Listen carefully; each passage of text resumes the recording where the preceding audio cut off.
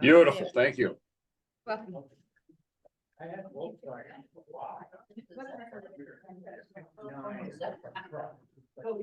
Do we have anything for auction this morning? Anybody bring anything they want to auction off? Russ Oechsle of Homer, New York. He has researched upstate New York clocks and clockmakers for over 40 years. He is co-author of the 2003 publication, An Empire in Time, Clocks and Clockmakers of Upstate New York. Was the author of the 2011, it's currently revised in 2021, publication of Good for a Time, detailing the largest collection of wooden works clocks in America, and author of the 2022 book, Without Equal, The Clocks of Abner Jones of Bloomfield, New York, which is currently in publication by the NAWCC. Russ is a Star Fellow of the NAWCC, past president of chapter number 55 in Central New York, past president of the NAWCC Cog Counters, which is the Wooden Works Clock chapter 194, and the Tower and Street Clock chapter number 134, and currently serves as editor of that chapter's journal, Public Time. Russ has also served as a past director of the American Clock and Watch Museum in Bristol, Connecticut. In 2023, Russ was awarded the NAWCC Kenneth P. Roberts Snowden Taylor Horological Research Award for his original research efforts. His presentation today would be the remarkable clocks of Andrew Strait of Sidney, New York. With that, we'll turn it over to him. All right. Well, thank you so much for inviting me. Hope you're having a nice day in Atlanta. It's a lovely day here, but it's not going to be all day. It's going to be a typical summer day here. So if you're all wondering who Andrew V. Strait is, I wanted to start with just thinking about what he did and his achievements in context. And let's say you're an advertising executive in 2024, and you represent multiple clients, and your job is to find a way to get the most exposure for your clients in a place where the most possible people would see you. So I was thinking about that, and I think today, if I was in that position, I would pick a large arena, like a basketball arena or a football field, etc., because you've got thousands of people stuck there for hours.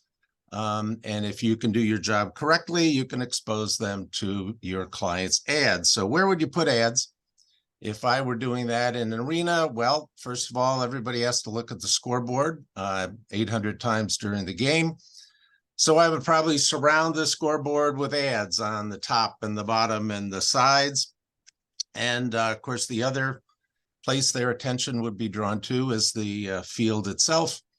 And of course, they're there to watch the game as it goes on, and you're trying to make people look at your ads. So how do you do that? How do you get their attention away from the field periodically and towards your ads? And today, any game you look at, whether it's indoors or outdoors, they have ads running around the field, and the ads change constantly.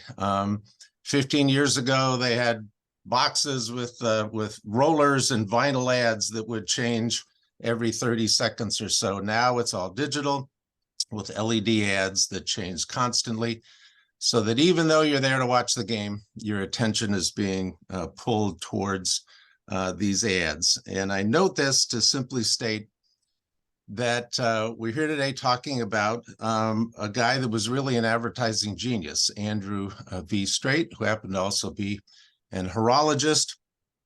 And all of those techniques that we just talked about in terms of modern advertising were used by him in 1885 in order to sell ads and make money in doing so. And the medium he used for the first time in the United States were clocks, very large clocks. So that's the context we're talking about. And I think we can honestly say in that respect, in both terms of advertising and melding advertising and clocks, he was a true genius. Now we're going to try to see if you can see my screen. Okay, the remarkable clocks of Andrew Strait of Sidney, New York. So like most of the clockmakers we talk about, we don't know much about their early history. Certainly he was a man of modest beginnings. He was born in West Oneonta, New York, and I'll show you where that is in a second or two. Little is known about his early years. He was an apprentice, as was the typical pattern in the 1800s, to another jeweler goldsmith at Owego, New York, and I'll show you where that is as well. In the late 1860s, by 1880, he had settled with his wife Alice in the village of Sidney. Sidney is about 30 miles northeast of Binghamton and about 15 miles southwest of Oneonta, and that probably means nothing at all to you, but I'll show you in a second where that was. And he established himself as a jeweler and a watchmaker. So here's the map of central New York. If you're familiar with it at all, we've got Syracuse up here in the upper left. This is Route 81. Here's Sidney between Binghamton and Oneonta. Here's Owego on the left-hand corner, lower corner where he grew up. The beautiful city of Ithaca is just north of there. We'll be relating that to Andrew in a bit. And of course, that's Homer, New York, where I live, and that is the center of civilization in the Western Hemisphere. So, upper right, you see an ad from the Sidney newspaper in 1884, and it's a typical ad by a jeweler, goldsmith you'd find pretty much anywhere. A.V. Strait, watches and jewelry. If you want genuine goods in this line, be sure and buy of a reliable and responsible dealer, one upon whose work you can rely. This is absolutely necessary in these days of so much deception. Hallelujah. And then 1885, he repeats this emphasis, noting that he'll repair watches and jewelry and work done at very low rates. So nothing in his background up to this point wasn't typical of dozens of other jewelers, goldsmiths, tradesmen in surrounding localities in New York or other states. Just about every large locality had a jeweler, goldsmith. But things started to change in 1885, and here's a notice in the Sidney newspaper in November 1885 that states a regulator has been placed in the office of the Sidney House, which was a hotel, with an attachment to the pendulum, which displays advertising cards at stated intervals. Mr. A.V. Strait is the gentleman who breathed upon this invention and gave it life. So what are we talking about? We're talking about this invention. The patent was formally approved in July 1886, by which point many had already been produced. The characteristics of the clock. This is a standard Connecticut-made timepiece movement in the clock itself. It's designed, if you see the photo here, there's a cam wheel in the center of the movement shown.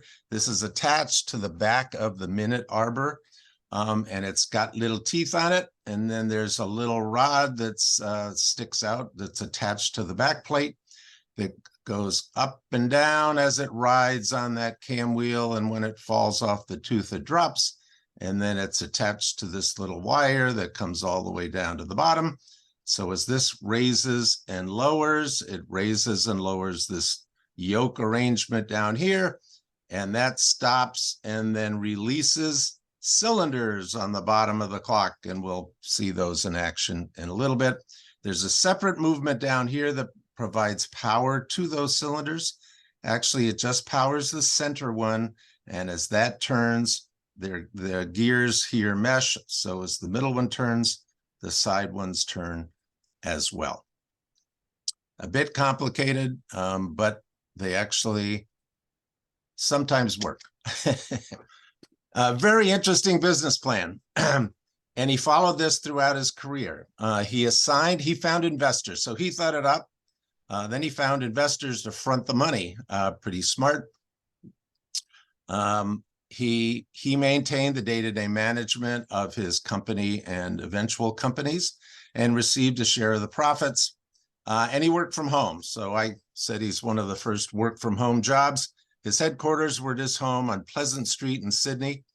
And the most surprising thing and the most confusing thing maybe was that he gave his clocks away, and we'll be talking about that. He gave his clocks away. The deal was the ad revenue was designed to provide a profit within 6 months. Supposedly, the cost of the clock would be covered, after which it would be straight profits. So the investors, as I said, that fronted the money, here's an ad. Mr. Thornton, Jennings, Ritton, and Griggs have purchased joint interest in the straight clock advertising patent, decided to manufacture 100 clocks. I like this one. Tall oaks from little acorns grow, and we hope before long to see a giant tree branching out from the present little industry. The editor was pretty good. Here we have October 1886. They placed an agent on the road to solicit orders for advertisements. November 1886, Mr. Frank Jennings, who was one of the investors, came back from Connecticut after an extended tour. Demand for these ingenious clocks has become very active. And 1887, June, it states the advertising clock company has shipped a large number of clocks to Michigan and other Western states. So by all accounts here, the clocks were being sold or placed and were being extremely successful. Here are the components of the first patent, Sidney clocks. Again, an 8-day timepiece, some with simple calendars, some without, but many did have simple calendars. The movements were obtained from New Haven or Seth Thomas. We talked about the rod that comes down here in the lower right-hand corner picture. The rod comes down from above and it intersects with this yoke arrangement, and these pins go down, and these intersect with a cross piece on the cylinders below, and they either stop it or release it based on the rod moving up and down. And one of the fun parts of fixing these clocks is the realization that the play on this rod is maybe 3/8 of an inch, maybe a 1/2 an inch up and down, which makes the adjustment of this yoke arrangement extremely important and extremely difficult. And here's the movement that powers the cylinders, very large spring. And basically when the cylinder is released, this pushes it around, and that movement will also run for 8 days or more. Here I hope we have a demonstration of the mechanism in action. The clock ticks away and the little rod, it goes up, and at some point it drops, and there go your columns.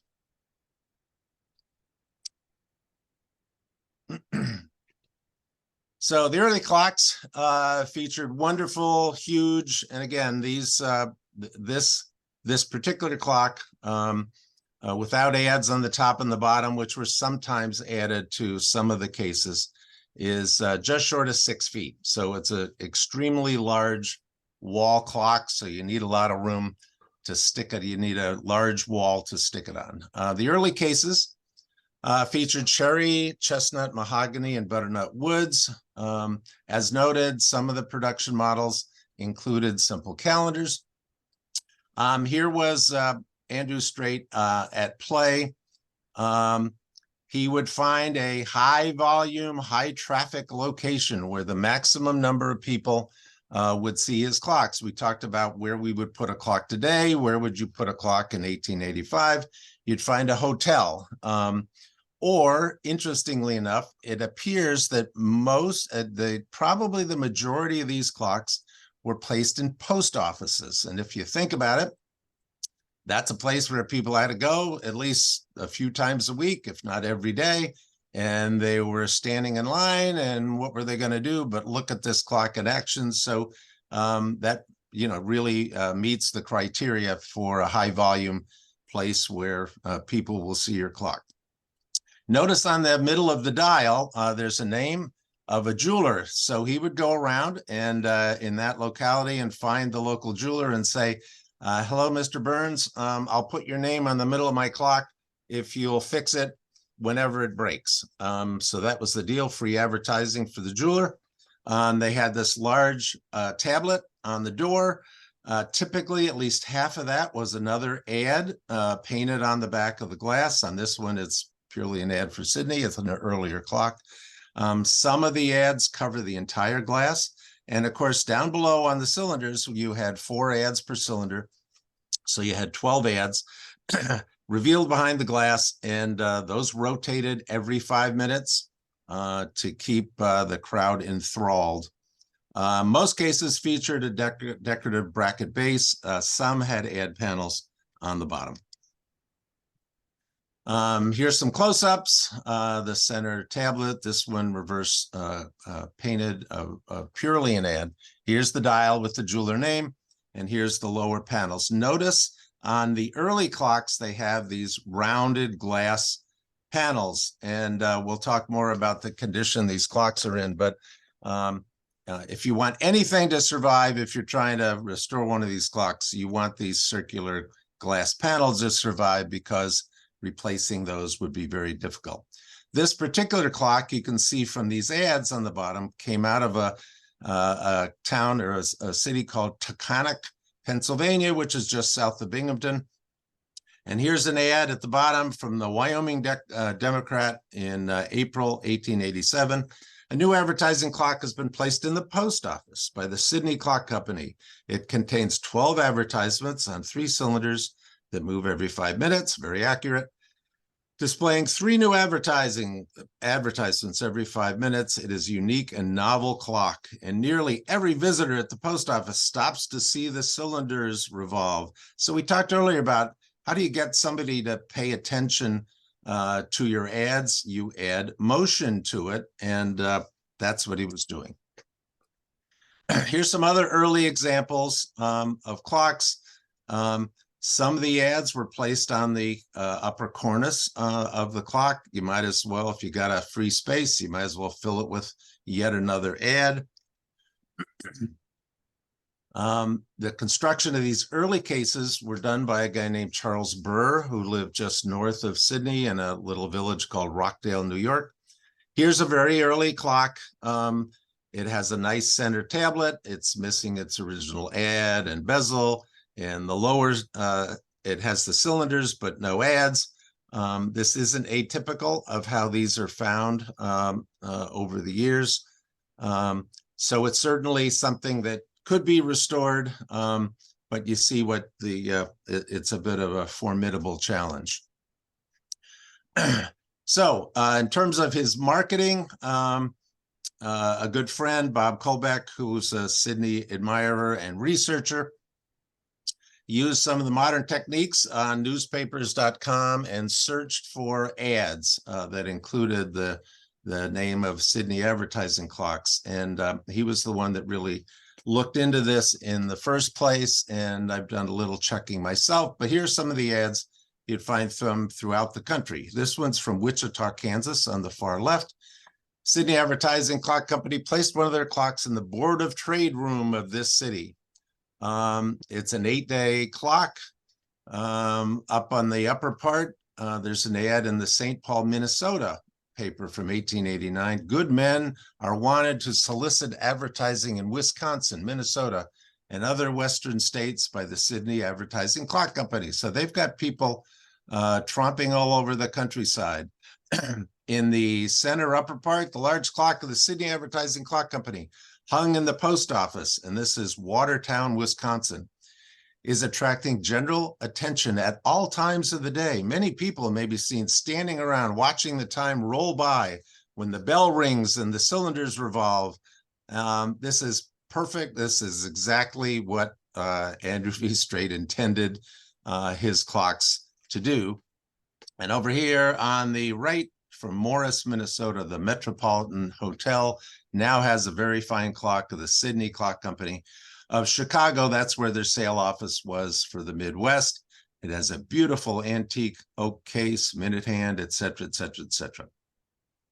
And then some bad news on the lower section from 1906. Postmaster Graves has received notice from the post office that the large advertising clock that has for years furnished the time in the lobby of the post office must be removed. The order comes just after the timepiece has been repaired and renovated. The objection is not to the clock, but the advertising, which is contrary to rules. So it took about 10 years for somebody to complain, probably a newspaper editor, who then they were very jealous of the fact that people were buying advertising clocks and not spending advertising money in their newspapers, that a clock would be in a semi-public, office or location. So this probably ended the placement of the Sidney clocks in post offices throughout the country. So a success came some change. Here's 1888, and they say 600 clocks have been made already. So that's in the first basically 2.5 years. That's a lot of clocks, and they made clocks for quite a while thereafter. So you get an idea how many of these clocks were actually originally made. Here's an ad or a notice from October 1888. Rumors are abroad in the land that the Sidney Clock Company contemplates an early removal to the city of Ithaca. That's why we had Ithaca on the map. And then a few weeks later, they officially announced that the company is moving to Ithaca, where they can manufacture better and cheaper clocks. So it's a typical business arrangement. And then this final notice, the clock company will move from this place to Ithaca in early January. That would be 1890. And the move was decided upon about 18 months ago. So why move to Ithaca? The Ithaca Calendar Clock Company, which you've all heard of, I think, had a significant amount of unused space in its factory, and they were constantly seeking out additional work. The deal was they gave the Calendar Clock Company office space and for free without having to pay any rent in order to get their business. Of course, they had a highly skilled workforce. They had the most up-to-date machinery, and it would be much cheaper and more efficient to produce their clocks in that sort of factory. All of the current marketing and sales staff were retained. Some were moved to Ithaca. Andrew Strait continued to run the company out of Sydney, so the paperwork, etc., were handled there.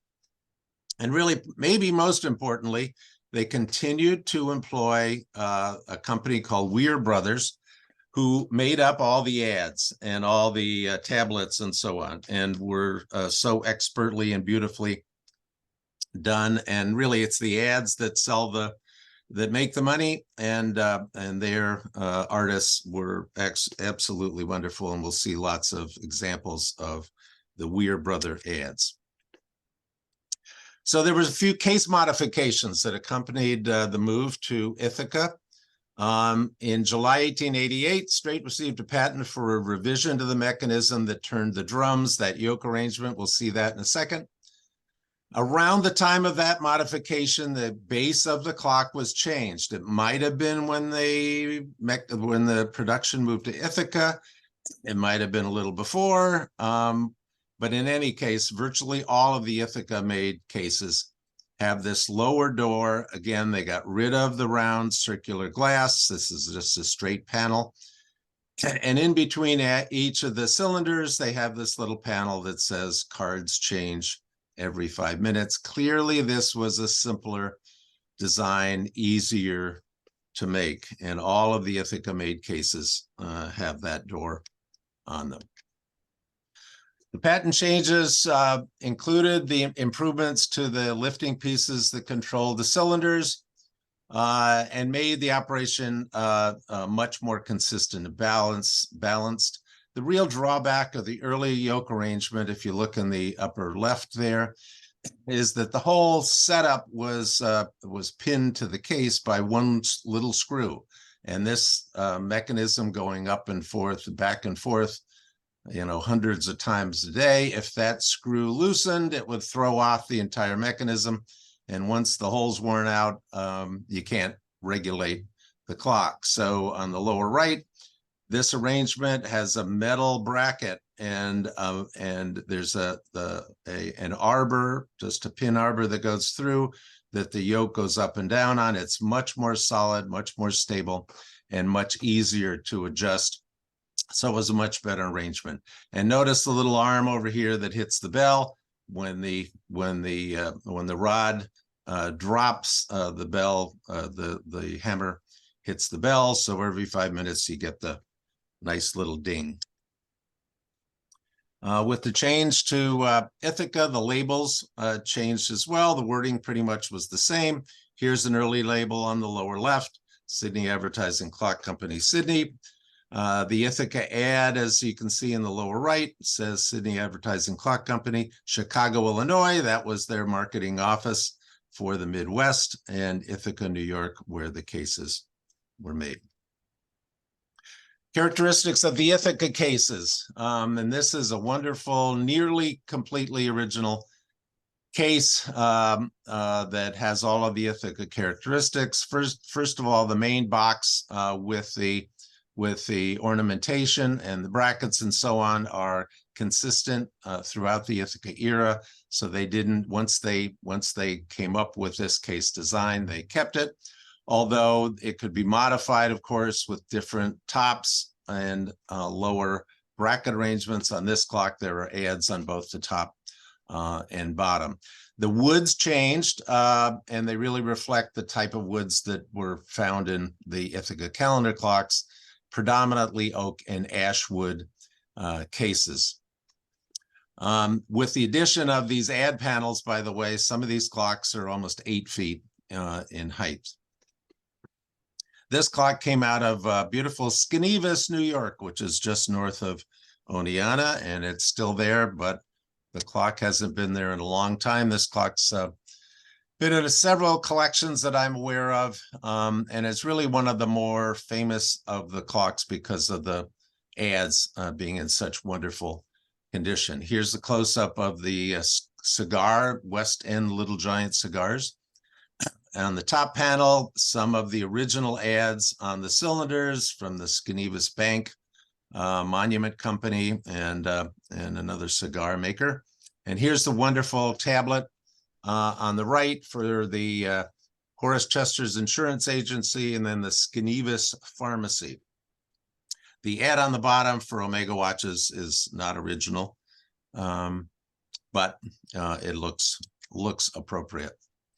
Here's some other examples of the Ithaca clocks. This one has a beautiful reverse painted panel in the top, missing its advertising on the door, has the jeweler on the door. Changed ads. Finding these clocks with original ads is very difficult. If you can find original ads, it certainly adds to the value of the clock, but once lost, they're replaced by various versions. And this has been as well, and a beautiful reverse tablet on the bottom. This is an absolutely wonderful clock on the right. Notice again, they've added ads to the cornice for a druggist. You've got the jeweler on the middle, hotel, carpenter house, dry goods store, and these wonderful multicolor ads. And this is typical of the production of the Weir brothers talent in making up these ads. Couple more. This clock came out of Carthage, New York, which is north of Syracuse. The Coca-Cola panel, I'm sure, was added. Notice the original ads are missing as well as the bracket, but a great center tablet.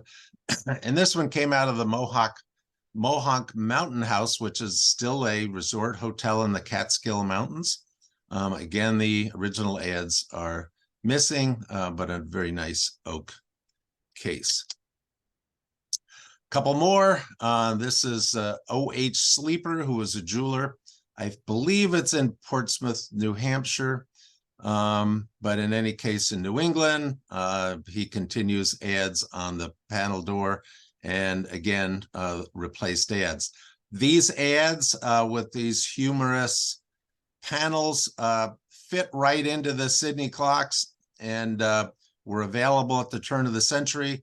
And if you look at both these clocks, they both contain these ads. You see these all the time.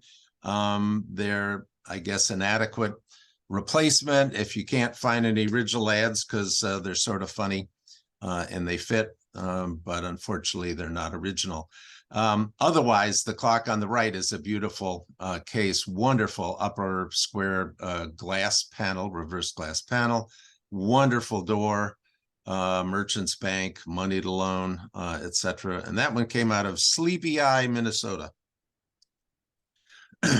Here's a restoration project I took on 5 years ago. This is what the case looked like. What we did have was the case, no movement, no glasses. Thank goodness we had the lower cylinder glass panels. I bought this from a friend who had it in his basement for 40 years. He had made a movement, lower movement. You can sort of see it peeking out there. So I did get that. But I took it on as a restoration project. Here's some of the work in progress pictures, stripping the old cruddy stuff off the clock, what it looked like before staining, restaining, and then the finished case. And I decided I wanted to make up my own ads. So I found pictures from business directories in the late 1800s of local ads here in Homer, New York.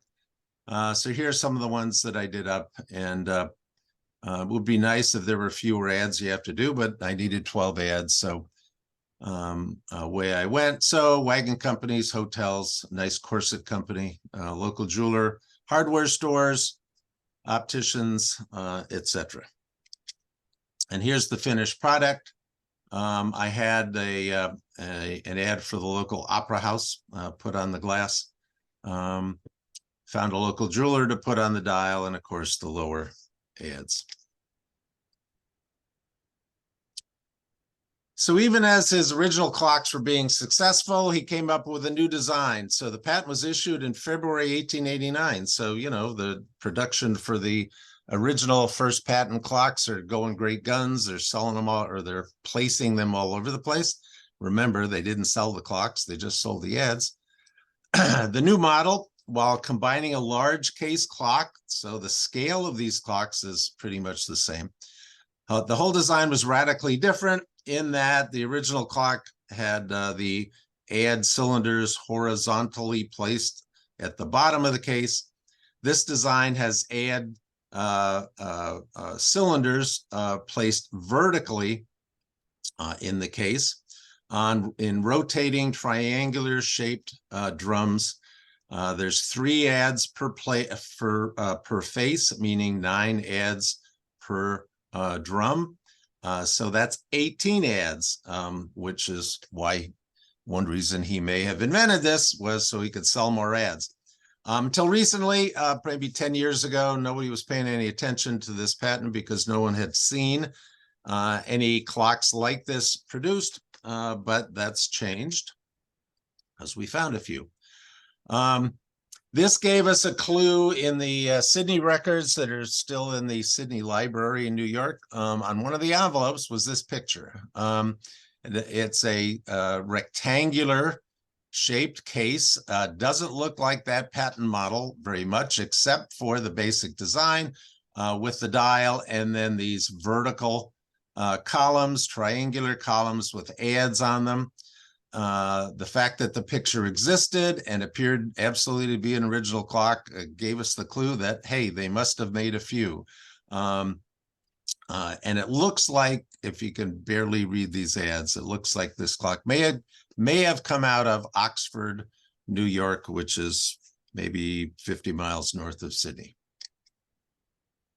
And then this clock showed up. This is a near approximation of the design you'll find on the patent model itself, the interesting crest at the top, bracket at the bottom, 3 ads per face, 1, 2, 3. So unlike the first clock we saw, this appears to be the first version of the second patent. And here's a close-up of some of the ads. And these photos are courtesy Roy Burlingame, who took pictures of this. So far, the only complete original patent number 2 clock that we've found, or he found and was nice enough to take pictures of. And then a few years ago, this clock showed up, or this case showed up on the member forum of National.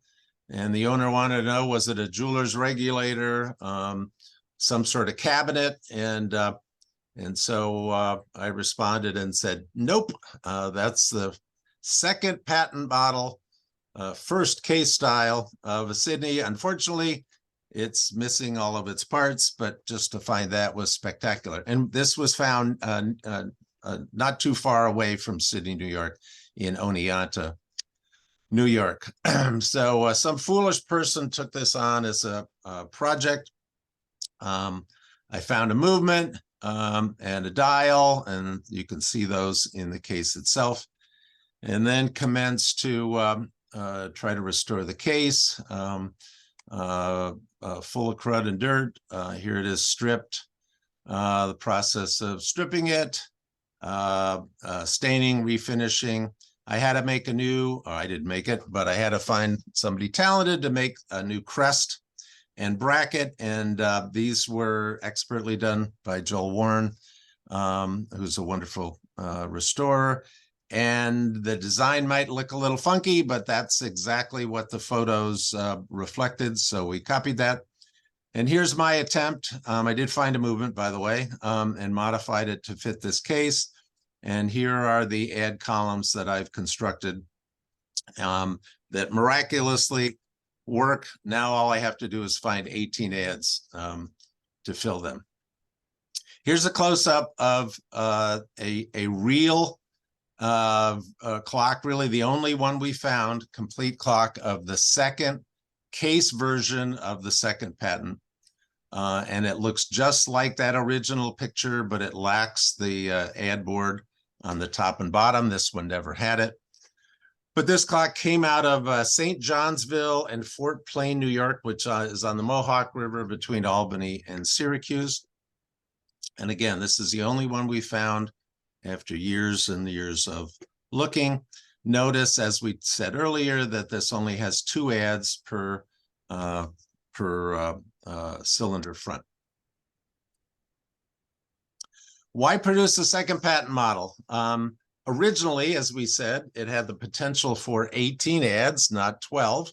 The later version, as we see, only had 12. I've contemplated why that change may have been made. My guess is that the ads were too small to be seen at a distance on the ones with 3 ads per face.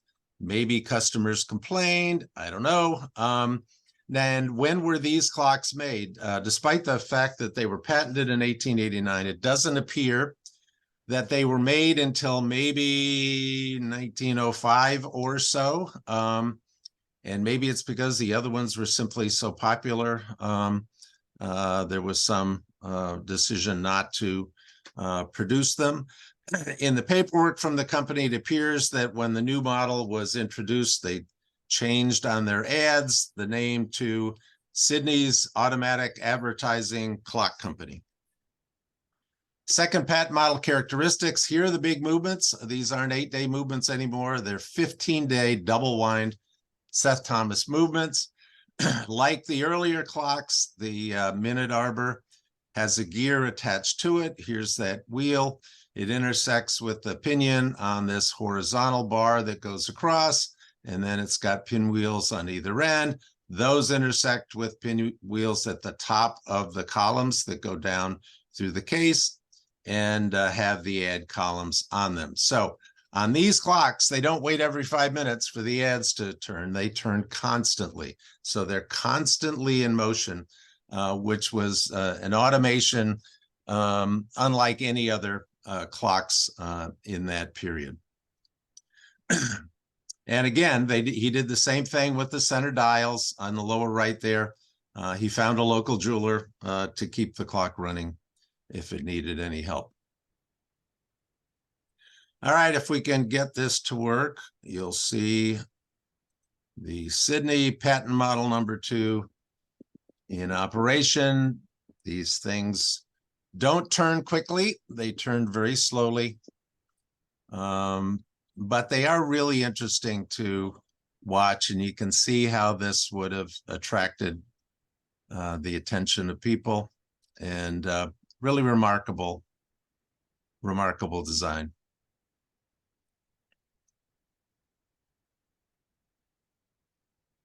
Mesmerizing. So we got a barbershop, a beer company, the Regina record player, and the Delaval cream separators. And if you're a farmer, you're still using Delaval's cream separators. And you can see that the Weir brothers, after a while, starting to use lithograph printed material and pasting them on their ads just to add a little extra dimension to their ads. So despite the great success of his advertising clocks, Andrew Strait continued to combine clocks with advertising in different ways. It's interesting, years ago when I found his house on Pleasant Street, and here's a picture taken back in the early 80s when I had black and white film in my camera. There is a plaque out front from the Sydney Historical Society, and you would expect it to say, here's the guy that invented, in the United States, automated advertising clocks. But it doesn't. It says the site where Andrew Van Strait invented the first electric alarm clock, patented in October 1902. And you're going, what the heck is that? Anyway, this is what it is. Electric alarm clock. The patent was awarded in October 1902 for an electrical alarm clock, the combination of a spring contact finger on a hand on the face of the dial and an annular series of push buttons extending through to the front board, over which the inner ends of the wires engage to complete an electrical circuit. Okay, that's pretty confusing, but let's try to explain it. So here's the clock dial. It's got little buttons, or it's either push buttons or pull pins, as we will see. And here's the side view. On the hour hand, you can't really see it very well, but on the hour hand on the drawing, it's got a little spring wire attached to the tip of the hour hand, and that little wire comes up just high enough to intersect with this ring pattern. You'll notice the buttons here, and here's a close-up of how this works. When you push in any button far enough, a little pin sticks out. And so these little pins, let's see, the pin right there is sticking out. When the hour hand comes around and the little wire hits the little pin, it creates it completes an electrical circuit. There's a dry cell battery here in the case. The back of the movement is wired with this little wire, so it's the entire movement of the clock has a bit of an electrical charge.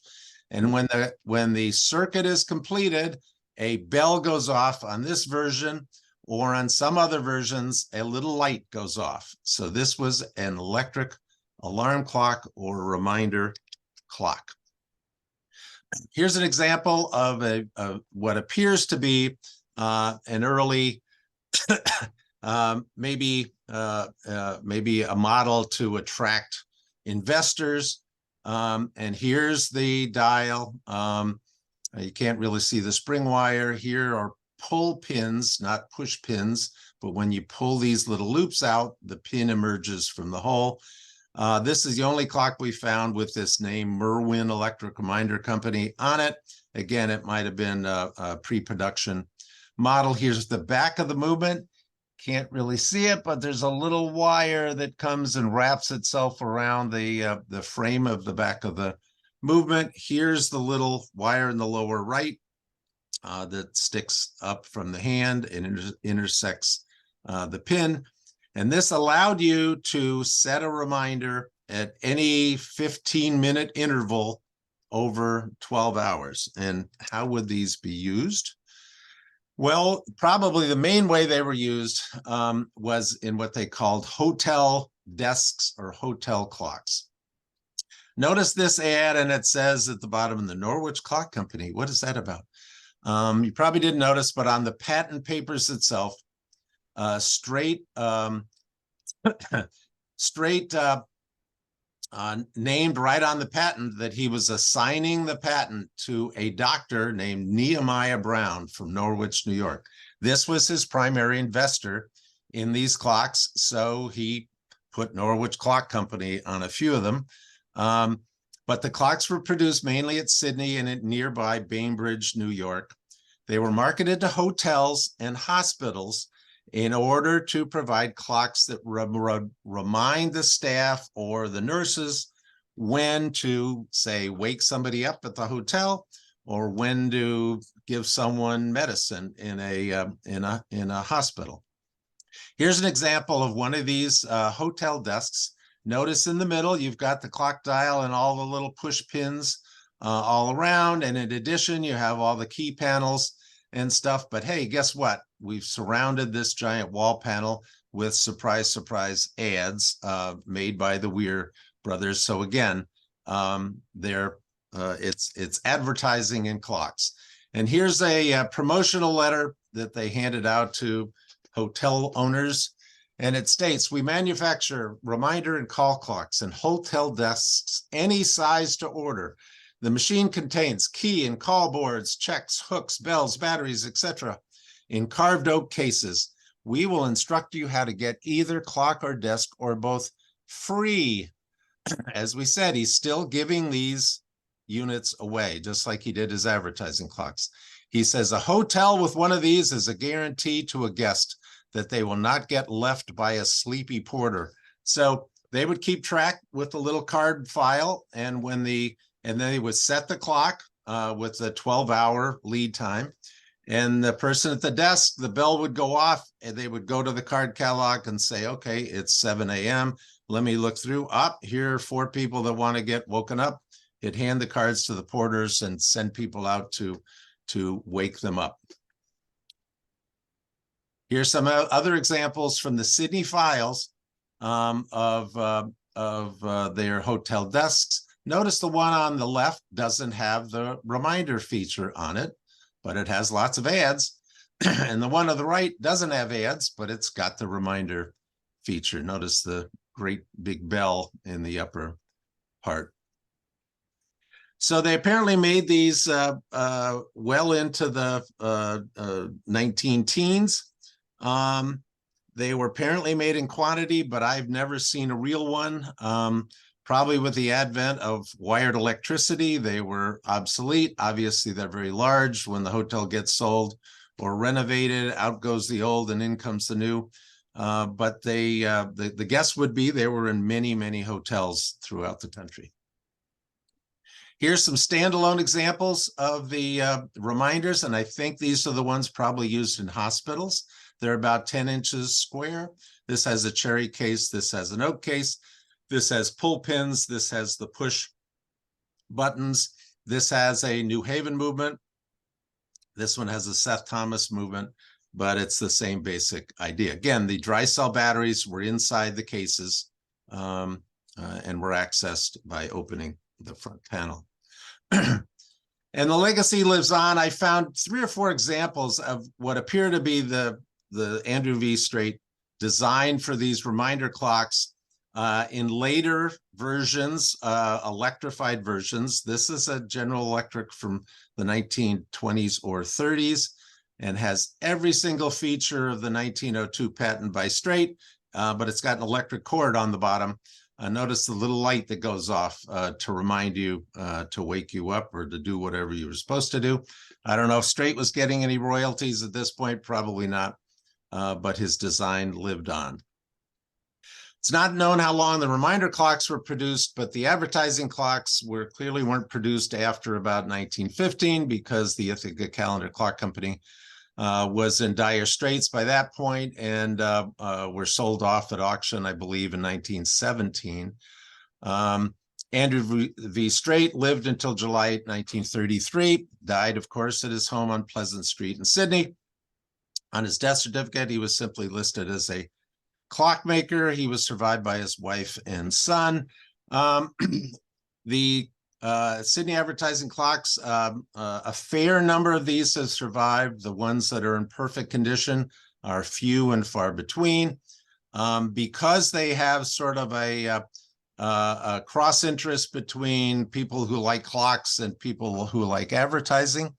The prices for the Sydney clocks have held themselves fairly well, continued or compared with most clocks within the last 2 years. I know of clocks being sold for as much as $20,000, which is pretty good if you're selling. And they do pop up periodically, usually in need of restoration, but they're wonderful clocks.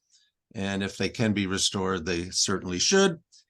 And I thank you all, and I'll be happy to answer any questions anybody might have.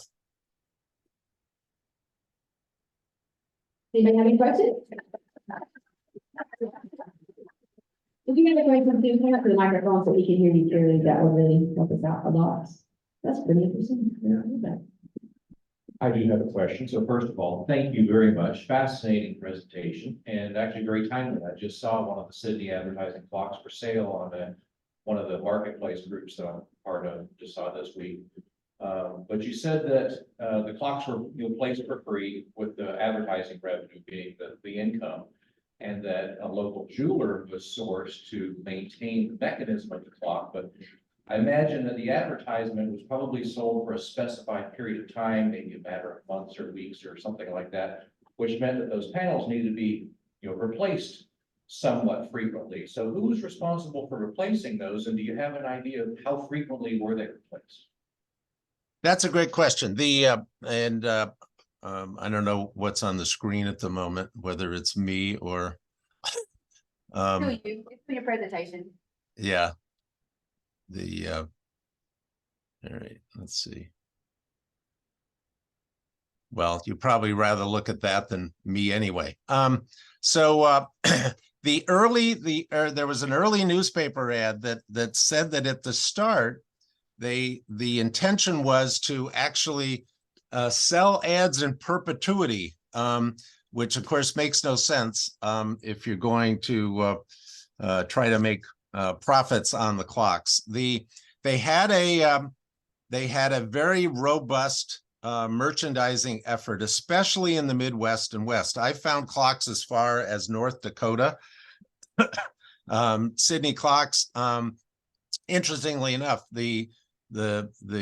several sections of the country apparently didn't have too many clocks. One is the South. I haven't found anything really south of Tennessee and West Virginia through the ad search, the newspaper.com search.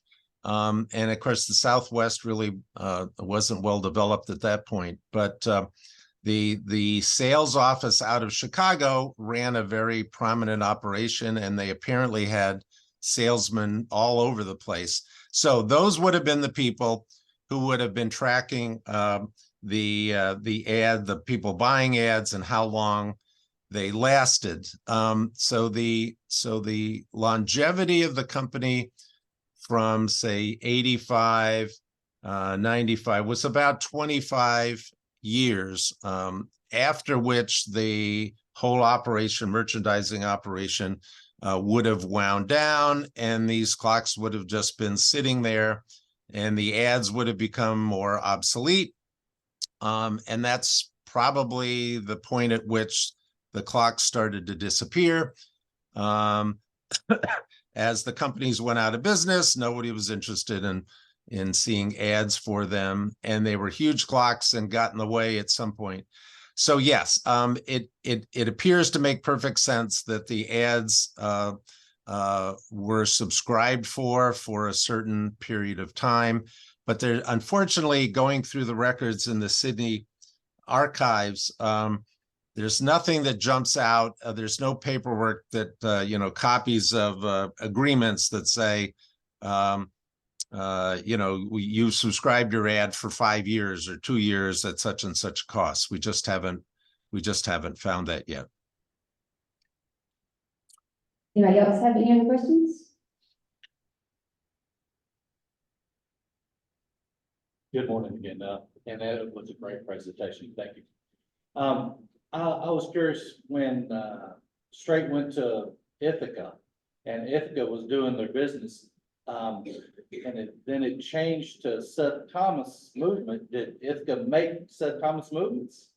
No. So if you'll notice on the first patent models that were made in Sydney, those the main movements on those were procured from New Haven and Seth Thomas.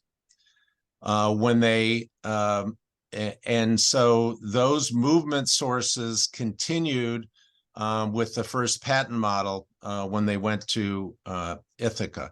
On the second patent model, he used Seth Thomas, I think, what are they, number 15, I think, movements that are found on lots of large regulators, the ITR, time recorders, and so on. They're double wind, time only, 15-day movements, which were a lot easier to operate because you only had to wind them twice a month instead of once every week. So the main mechanism, the basic time clocks, he procured from Connecticut. The mechanisms on the first patent model to run the calendars, those were made initially in Sydney and were likely made in Ithaca thereafter. So the lower movements that ran the cylinders, the ad cylinders, were locally produced, not made in Connecticut. Anybody else, any other questions? Okay. I saw in the middle of your presentation a reference to the Jennings brothers. Yep. And I think they were involved in making small metal cases for desk clocks and other molded metal materials. How were they involved in Strait's clocks, if anything? How were they involved in the Sydney clocks? Yeah. They ran, so they were, the Jennings were one of the original investors. See if I can find it here.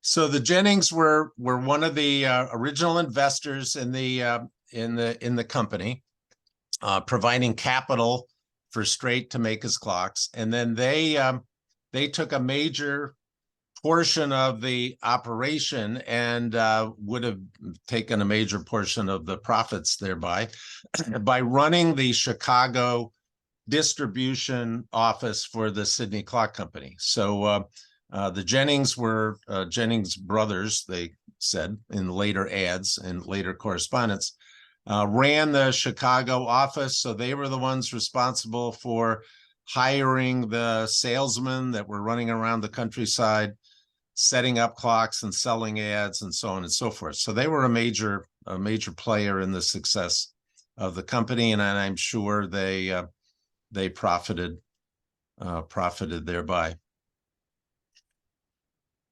Awesome. Anybody have any other questions? All right, well, we really do appreciate you coming out and providing us this presentation. It was very, very interesting. I enjoyed it a lot. Thank you very much. Thank you. Appreciate it, peeps. Thanks so much. Have a great day.